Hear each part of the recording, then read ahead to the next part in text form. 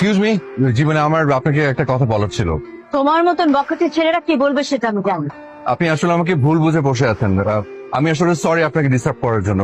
আমি আসলে একটা শাড়ি কিনতে এসেছিলাম। আমি আসলে নিজের শাড়ি চিনি না তো, তাই আপনাকে দেখার পর মনে হচ্ছে যে আপনাকে একটু অনুরোধ করে যদি একটু হেল্প করতেন আমাকে। হ্যালো, আকাশ, কোথায় তুমি? তোকে না থাপড়া একদম সোজা মানে ফেলবো, বুঝছিস? তোরা মানা করছিস যে আমার নাম ধরে ডাকবি না, আমি তোর বড়। এত বড় বড় করো কেন? নাম ধরে ডাকলে কি তোমার ইজ্জত নষ্ট হয়ে যাবে?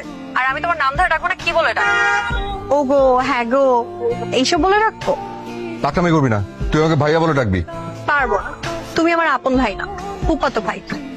আমি তোমাকে ভাইয়া বলে ডাকতে পারবো না। শোন, তুই আমার ভাইয়া বলে ডাকতে ইচ্ছা না করলে ডাকবি না, কিন্তু তোর মুখ থেকে আমি আকাশ নামটা শুনতে চাই না। অন্য কিছু ডাকবি দরকার হলে। ওকে, ডাকবো না। তাসমান, কোথায় তুমি? কি বললি? দেখো, এখন কিন্তু চেতবা না। এখন আমি তোমার নাম ধরে ডাকছি না। তুই না জীবনে কোনদিন মানুষ হবি না, তোর যে বিয়ে করবে তার খবর আছে। আমি ফুড কোর্টে ওয়েট করছি, তুমি এসে কল দিও। কেন ডেকেছিস বল? তোমাকে আসতে বলছে দুইটা কারণ। বলে ফেল। তুমি এখন গিয়ে আমাকে একটা শাড়ি পছন্দ করবে। আমি নিজে চীনে একটা লুঙ্গি কিনতে পারি না, আর তুই আসিস আমাকে দিয়ে শাড়ি কেনাতে। ওকে, তাহলে শাড়ি পাবো। ওই গিফট। সেকেন্ড কারণটা বল।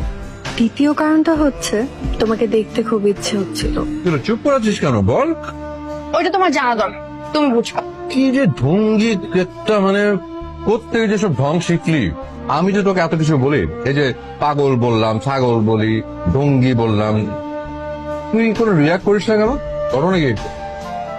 ওইটাও তোমার জানা দরকার। আবার থালা বাসন মারছে। এটা রাখো তো, আমার একটা প্রশ্নের উত্তর দাও। তোমার জন্মসাল কত? জন্ম তারিখ বলো। আমি জানি না, হ্যাঁ, তুমি বললেই হলো তুমি জানো না। সত্যি আমি জানি না বাবা। আমি তো বাবা মার প্রথম সন্তান। নানা নানি সে যুগের মানুষ, ওনারা আমার জন্ম তারিখ লিখে রাখে নাই। তো মামারটা তো লিখে রেখেছে। ওটা আমি লিখে রেখেছিলাম। তোর মামার যখন জন্ম হয় তখন আমি ক্লাস 4-এ পড়ি। তো তুমি যখন স্কুলে ভর্তি হয়েছো তো তখন তোমাকে জন্মসাল তারিখ এগুলো কিছু লিখতে হয়নি? হয়েছে